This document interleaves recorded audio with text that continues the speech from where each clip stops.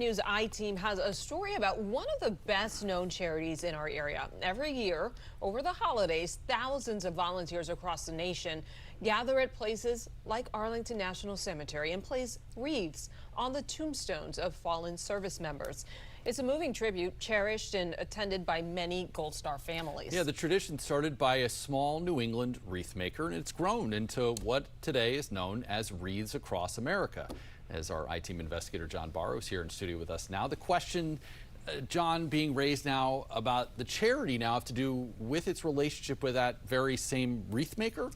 Yeah, in 1992, Josh Morrill Worcester, a wreath maker in Maine, had thousands of leftover wreaths. He got permission to place them on the tombstones at Arlington National Cemetery as a tribute to fallen veterans, something he and his family did for years with little fanfare. But that quiet family tradition has now become a big public charity, bringing in tens of millions of dollars each year. A watchdog group now has concerns about where all that money goes and whether the family ties between a charity and a private business create a conflict of interest. At Arlington National Cemetery, it's become a beloved annual tradition. Thank them for their service and put the bow at the top. Volunteers line up to place hundreds of thousands of wreaths on the tombstones of our nation's fallen heroes. George Williams, thank you for your service. Thank you, Sergeant. We sure do appreciate what you did for us. Each simple act, a solemn tribute. People just want to take this time during the holidays to embrace the families of those who served and have loved ones buried here. It's a beautiful way for communities to come together. That's Karen Worcester, Executive Director of Wreaths Across America. In 2007, she and her husband Morrill started the nonprofit. When this started, there were only 12 volunteers. And tomorrow, even with the bad weather, I'll venture to guess there'll be 65, 70,000 people there. So it's grown a lot. So too have the family ties that bind the charity, Wreaths Across America, with its only supplier. According to tax filings and the latest annual reports, Morrill and Karen Worcester now serve respectively as president and director of Worcester Wreath Company, and Karen runs the charity. Their sons, Rob and Michael, own a majority interest in Worcester Wreath Company. Their wives, Renee and Sarah, serve as directors for Wreaths Across America, and Sarah is also treasurer for Worcester Resources, Inc. Pamela Slavin Lee, the Worcester's daughter, is a director for both the private company and the charity.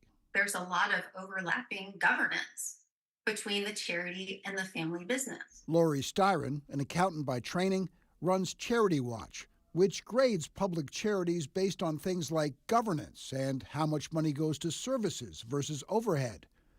Charity Watch grades Wreaths Across America with a question mark. You don't often see nearly $100 million in only a matter of 3 years being funneled from a public charity to a family business that is largely controlled by the same people. The vast majority of Wreaths Across America's donations go to Worcester's private company to pay for the wreaths. More than $28 million in 2024, for example, went to pay for wreaths, other balsam products, and flags, according to the company's financial statement. Is the charity getting a good deal on these purchases? You can't be a tough negotiator and drive a hard bargain with yourself.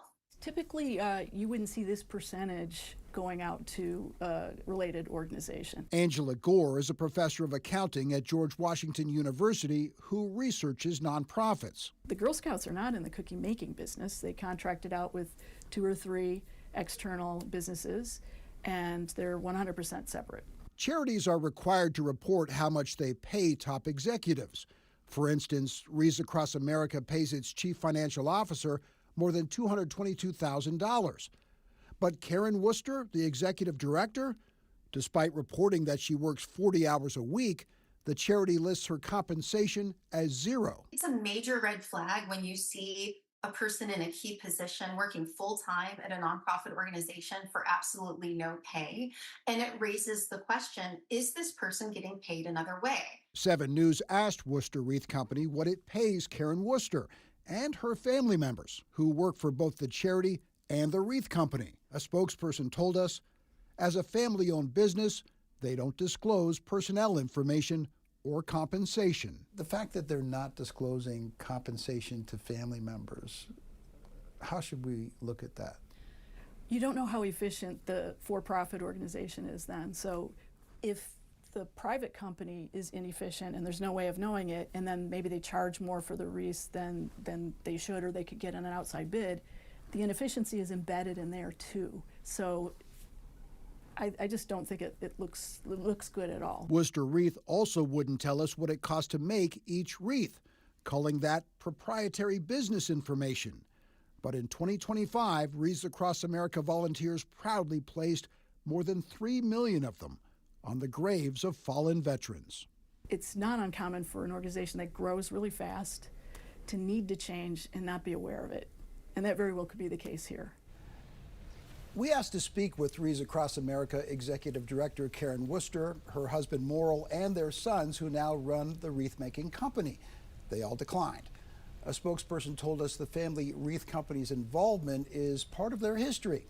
They've never tried to hide that, and that they take seriously the responsibility of managing Wreaths Across America with integrity and transparency. Michelle. Very interesting. So, John, it sounds like this is more of a case of optics than anything really illegal happening here. What did your nonprofit experts say about how the charity could deal with this potential conflict of interest? Yeah, they said really it's time for Wreaths Across America to start untangling some of those family ties.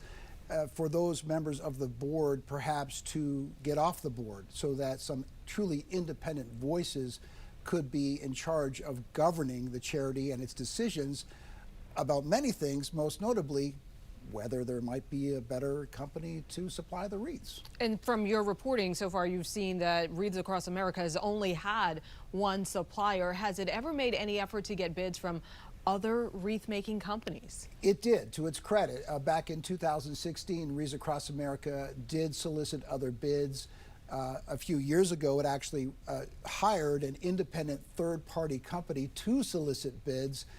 In that round of bids, there was only one other company that submitted a bid. The bid came in late.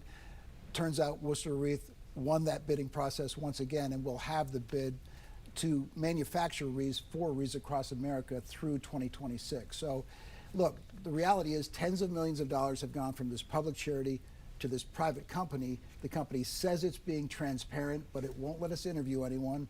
It won't tell us how much it spends to make one wreath, and it won't disclose how much it pays people who work for that private company. Well, so maybe after this report, some of that will change. We'll find out. Potentially. Okay. John, excellent reporting. Thank you very much.